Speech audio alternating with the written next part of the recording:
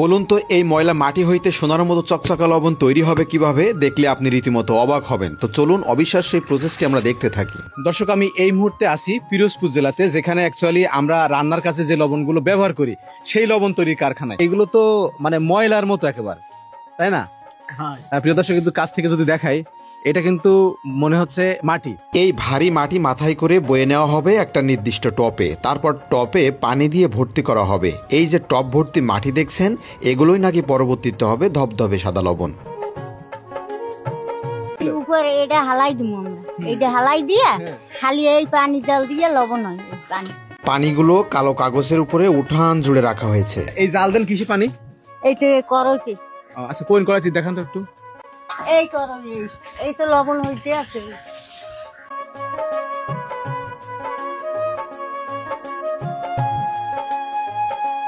এখান থেকে কাদাগুলো নিয়ে আসার পরে পানির ভিতর দেওয়া হলো, কাদা নিচে পড়ে গেল, উপরের পানিটা এবার জাল দিচ্ছেন, তাই তো?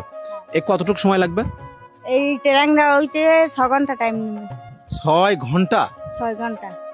তারপর ফুল ফ্রেশ হয়ে যাবে, একটা ফ্রেশ ওই বাস্কের লবণের মতন। পানির ভিতর থেকে লবণগুলি তুলে রাখা হলো বড় ছাঁকনির উপর। পানি ঝরার পর পরবর্তীতে কি হবে চলুন আমরা দেখতে থাকি।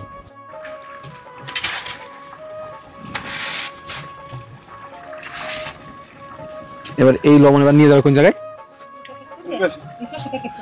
ও, মানে প্যাকেট চিকেন করে ওই জায়গায় নিয়ে যাবে। লবণ প্রচুর ভারী হয়, মাটির মতো। এবার লবণগুলো বড় স্তূপের ভিতরে রাখতে হবে। মাছেলে একসাথে নিয়ে যাচ্ছে সেখানে। এখনো কিছুটা পানি আছে এই লবণে। একবারে প্রায় 1 পিকআপ সমান লবণ প্রস্তুত করতে তারা সক্ষম। প্রিয় দর্শক, দেখতে পাচ্ছেন লবণ কিন্তু তৈরি হয়ে গেছে। এই যে আন্টিটা কিন্তু তৈরি করলো। এটা কি আপনারা খান? হ্যাঁ, খাই আমরা। আচ্ছা, তো এটা এমনি বাতেও খাই। এটা আগুনের জালে তৈরি করছি। এই লবণগুলো এবার কিভাবে প্যাকেট হবে? এটা মিলে যাইয়ে মিলে নেবে, নিয়ে হেরা আইডি মিশাইয়া প্যাকেট করবে। লবণগুলি সব এবার মিলে আনা হয়েছে। এগুলি প্রথমে প্যাকেট করা হবে, তারপর ওজন দিবে। আর এক গ্রুপ তারা মুখ সেলাই করবে। এর কাজ করতে করতে এরা এমন এক্সপার্ট হয়ে গেছে, তাদের হাত মেশিনের মতো চলতে থাকে। ব্যাস, তৈরি হয়ে গেল সোনালী ফ্রেশ লবণ। এবার এগুলো সারা বাংলাদেশে চলে যাবে খাওয়ার জন্য। তারপর আপনি সেটা ক্রয় করে স্ত্রীর হাতে দিবেন। যদি তরকারিতে একটু লবণ কম হয়, সমান সমান বকাও দিবেন। প্রচুর কষ্টে তৈরি করা এই লবণগুলো বাজারজাত করতেও এদের প্রচুর কষ্ট হয়, কারণ পিরোজপুরের এই এলাকার মানুষের নৌকায় একমাত্র যাতায়াতের মাধ্যম। সুতরাং এই লবণগুলো নিয়ে যাওয়া হবে নৌকার মাধ্যমে। তারপর এখানে গ্রাম, গ্রাম থেকে শহর, শহর থেকে সারা বাংলাদেশে ছড়িয়ে যাবে লবণ।